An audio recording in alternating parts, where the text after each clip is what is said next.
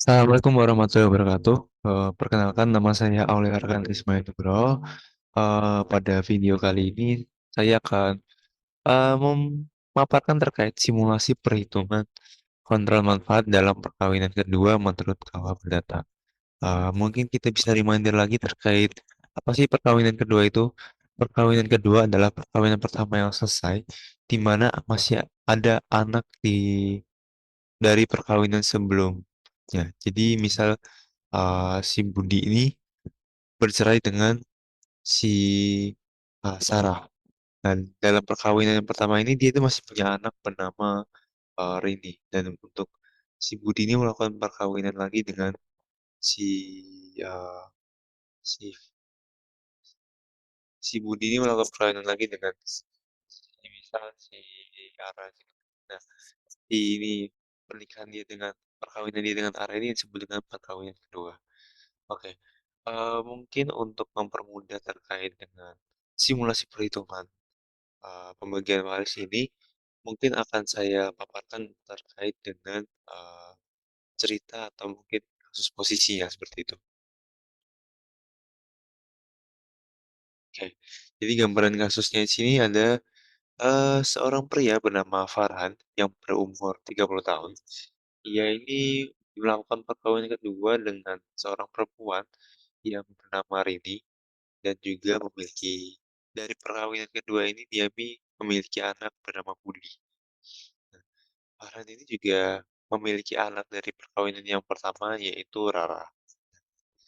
Dari dan perkawinan kedua antara Farhan dan Rini yang mereka lakukan ini tidak dilakukan berdasarkan pada perjanjian perkawinan.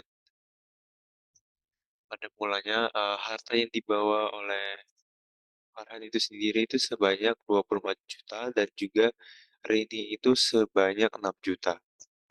Setelah 20 tahun menikah, harga tahap persatuan antara Farhan dan Rini ini sebanyak 60 juta.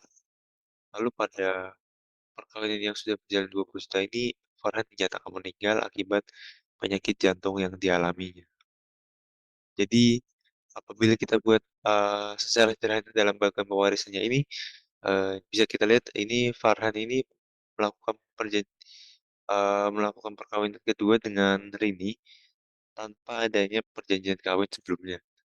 Si Farhan ini, dia ini memiliki anak dari perkawinan sebelumnya yaitu bernama Rara dan hasil perkawinan antara Farhan dan Rini ini melahirkan Budi juga dengan rincian harta awal yang dibawa oleh Farhan itu sendiri 24 juta, harta awal Rini itu 6 juta dan harta persatuan Farhan dan Rini itu 60 juta.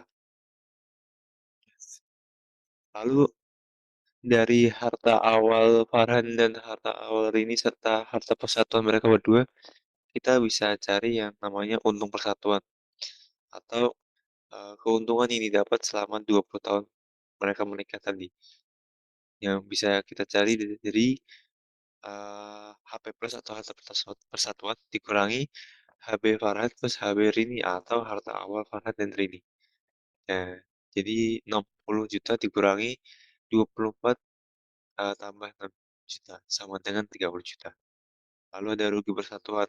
Nah, rugi persatuan itu kerugian yang dialami selama atau mungkin hutang-hutang yang mereka punya selama perkawinan. Nah, karena sebelumnya di kasus tidak dijelaskan, maka tidak ada, yaitu nol. Lalu ada harta cuma-cuma. Harta cuma-cuma adalah harta yang didapatkan eh, didapatkan oleh seseorang tanpa usaha gitu atau tanpa melakukan pekerjaan. Misalnya, contohnya si Farhan ini mendapatkan waris dari ayahnya. Nah, itu yang namanya harta cuma-cuma.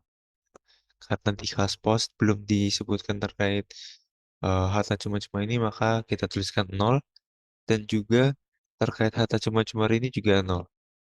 Lalu dari eh, keterangan terkait untung persatuan, rugi persatuan, dan harta cuma-cuma Farhan dan Zaini ini, kita bisa cari harta yang dikumpulkan atau dikumpulkan oleh Farhan gitu. Hartanya ini dihitung dengan AB Farhan atau harga awal Farhan ditambah setengah dari untung persatuan ditambah harta cuma-cuma Farhan.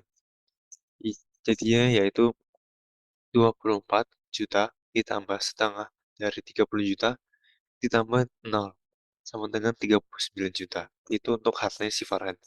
Lalu untuk hartanya si Rini yaitu HB Rini atau harga awal Rini. Harta awal Rini ditambah setengah OP dan ditambah harta cuma-cuma dari Rini.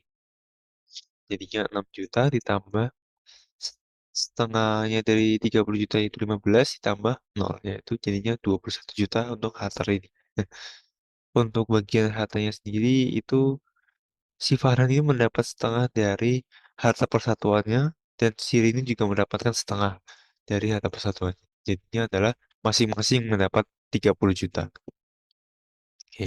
Lalu bagaimana dengan pembagian warisnya ketika si Farhan ini sudah meninggal akibat serangan jantung? Jadi dari bagiannya si Farhan, yaitu 30 juta ini menjadi harta waris si Farhan. Dari kasus sudah dijelaskan dalam bagian sebelumnya, karena si Farhan ini meninggal, maka yang menjadi ahli waris adalah golongan satunya, yaitu istri dan anak-anaknya, yaitu Rini, Clara, dan Budi. Sehingga pembagian warisnya itu sepertiga dari harta waris untuk masing-masing ahli waris. Jadi Rini dapat 10 juta, ditambah dengan 30 juta bagiannya akhirnya jadinya bagiannya sebesar 40 juta. Budi dapat 10 juta dan Rara dapat 10 juta. Lalu ada manfaat. Apa sih manfaat? Jadi manfaat itu uh, terkait berapa banyak didapat uh, si Rini ini dari bagiannya dia terhadap waris. Jadi si Rini ini kan dapat 40 juta. Nah, dikurangi dulu dengan harta Rini. Jadi 40 juta dikurangi 21 juta.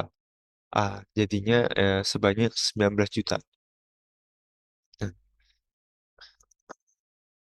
dalam hukum waris itu dikenal juga dengan kontrol manfaat. Kenapa sih ada kontrol manfaat?